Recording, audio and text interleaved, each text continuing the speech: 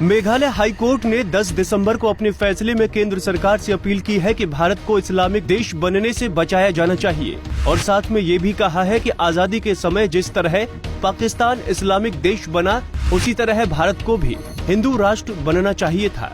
Justice Sudeep Ranjan Sen ने अमन राणा नामक एक व्यक्ति की याचिका पर सुनवाई करते हुए ये टिप्पणी की।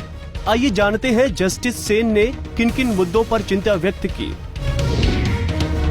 ये एक निर्विवाद तथ्य है कि विभाजन के समय लाखों सिखों और हिंदुओं की हत्या की गई, उनके साथ अत्याचार और बलात्कार किया गया, उन्हें अपने पूर्वजों की संपत्ति छोड़ने के लिए मजबूर कर दिया गया और उन्हें अपने जीवन और इज्जत को बचाने के लिए भारत में प्रवेश करने के लिए मजबूर किया गया।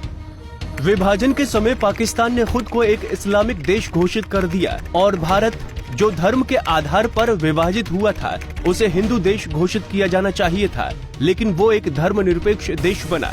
भारत ने खून बहाकर आजादी हासिल की और सबसे ज्यादा पीड़ित हिंदू और सिख थे, जिन्हें अपने पूर्वजों की संपत्ति, जन्म स्थान को आंसुओं और डर से छोड़ना पड़ा और हम इसे कभी नहीं भूलेंगे।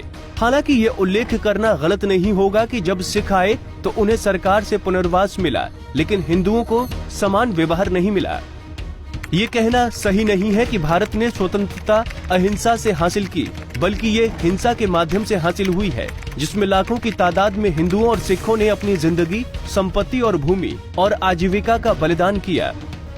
आज भी पाकिस्तान, बांग्लादेश और अफगानिस्तान में हिंदू, सिख, जैन, बौद्ध, ईसाई, पारसी, खासी, जयंती और गारो पर अत्याचार किया जाता है। उनके पास कहीं और जाने के लिए कोई जगह नहीं है और विभाजन के दौरान भारत में प्रवेश करने वाले हिंदुओं को अभी भी विदेशी माना जाता है, जो मेरी समझ में बेहद अनौपचारिक है, अवैध और प्राकृतिक न्याय के सिद्धांत के खिलाफ है।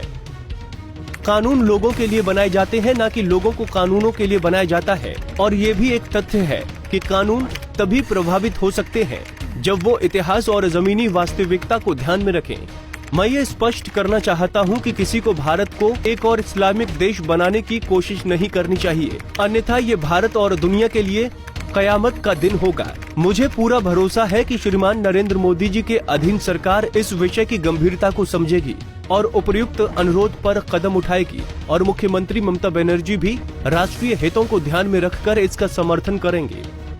मैं प्रधानमंत्री, कानून मंत्री और सांसदों से अपील करता हूं कि वो कानून पास करें जिसमें पाकिस्तान, अफगानिस्तान और बांग्लादेश से आए हिंदू, सिख, जैन, बौद्ध, ईसाई, पारसी, खासी, जयंती और गारो समुदाय के लोगों को बिना प्रमाण पत्र के देश की नागरिकता दी जाए। मैं उन मुस्लिम भाई और बहनों के खिलाफ नहीं हूं जो कई पीढ़ियों से भारत में रह रहे हैं, जो देश के कानून का पालन करते हैं, वो शांतिपूर्वक यहाँ रह सकते हैं। कोर्ट सरकार से आशा करती है कि वो इस अदालत के फैसले पर गौर करेगी और देश और उसके नागरिकों की रक्षा करेगी।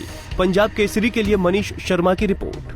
हमसे जुड़े रहने के लिए हमारे YouTube चैनल को सब्सक्राइब करें।